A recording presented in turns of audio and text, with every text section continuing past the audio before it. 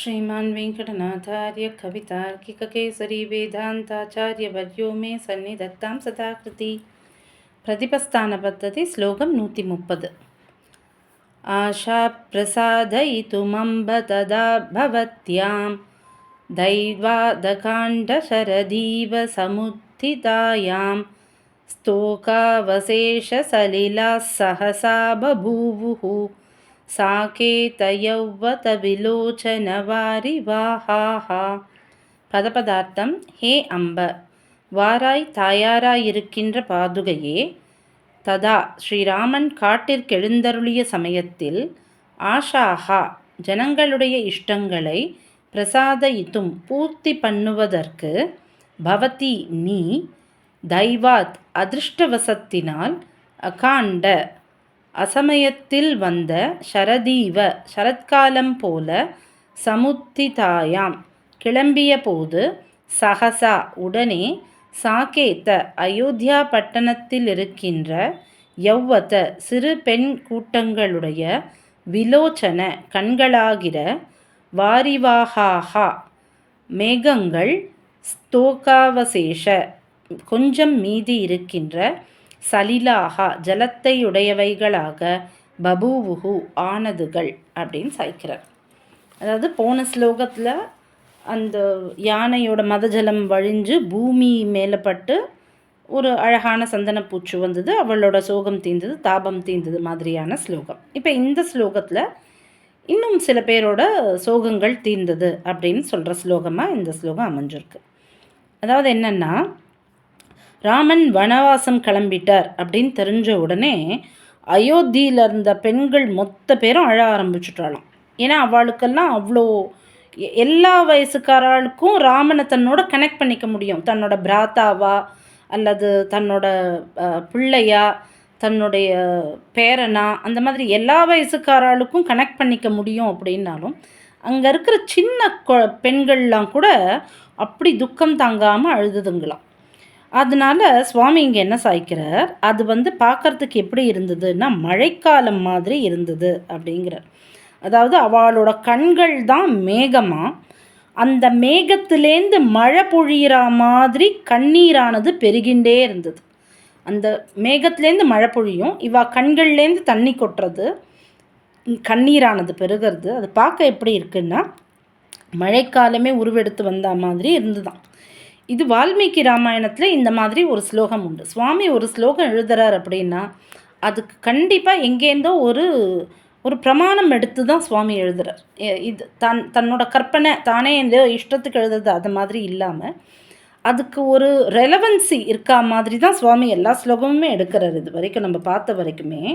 இப்போ பாருங்கோ, வால்மீகி ராமாயணத்தில் ஒரு ஸ்லோகம், சகநூனம் மம பிராத்ரா புரஸ்யாஸ்ய த்யுதிர்கதா நகிராஜ்யத் அயோத்தியேயம் சாசாரே வார்ஜுனி க்ஷபா அப்படின்னு பரதன் சொல்கிற மாதிரியான ஒரு ஸ்லோகம்.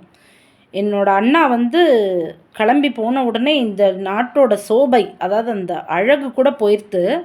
இந்த அயோத்தி இப்போ எப்படி இருக்குது அப்படின்னா மேகக்கூட்டம் நிறைந்த மிக வேகமாக கொட்டும் மழைக்கால இரவு போல இருக்குது அப்படின்ட்டு பரதன் சொல்கிற மாதிரியான ஒரு ஸ்லோகம் இது. ராமன் இல்லாத அயோத்தி எப்படி இருக்குது அப்படிங்கிறத வர்ணிக்கிறது. ஆக பார்த்தோன்னா இந்த மழைக்காலம்ன்றது வெறும் ஒரு மழை மட்டும் கொட்டுற மாதிரியான விஷயம் இல்லை, ஒரே இருள் சூழ்ந்துருக்கும்.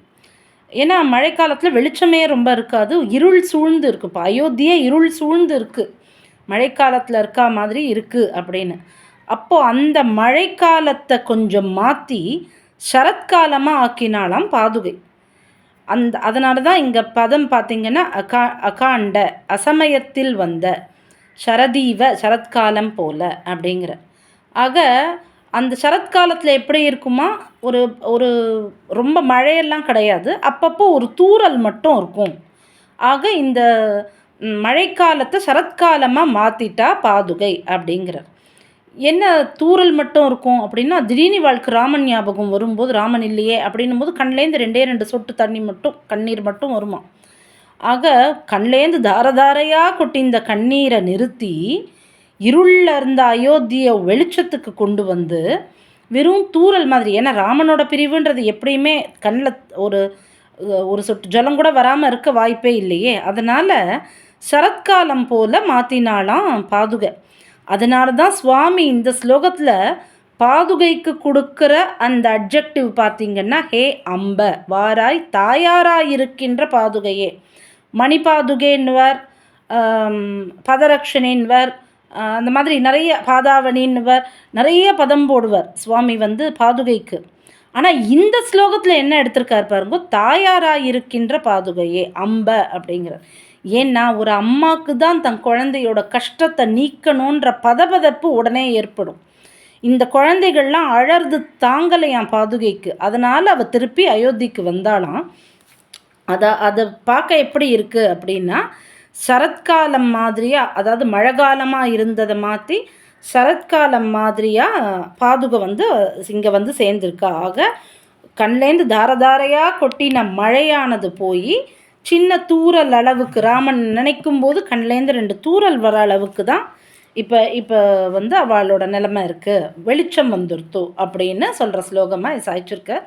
இதோட உட்கருத்தை நம்மாண்டவன் வியாக்கியானம் என்ன அப்படின்னா, ஆச்சாரியன் நல்ல ஆச்சாரியனை அடைஞ்சவாளுக்கு அவளுக்கு பெருமாளை சேவிக்கலைன்ற குறை கூட இருக்காதாம். அதனால் வர துக்கம் கூட இருக்காதாம். ஆக இப்படி பாதுகை அடைஞ்சு இருக்கும்போது இவாளுக்கு ராமனை பிரிஞ்சு இருக்குன்ற துக்கம் கூட பெருசாக இல்லையோ, அந்த மாதிரி ஆச்சாரியன் அடைஞ்சு இருக்கிறவாளுக்கு பெருமாள் கூட இல்லையேன்ற ஒரு துக்கம் கூட இருக்காது அப்படின்னு சொல்கிற உட்கருத்தாக இந்த ஸ்லோகம் அமையறதடியேன். கவிதார்க்கிக சிம்மாய கல்யாண குணசாலினே ஸ்ரீமதே வெங்கடேசாய வேதாந்த குரவே நமஹா.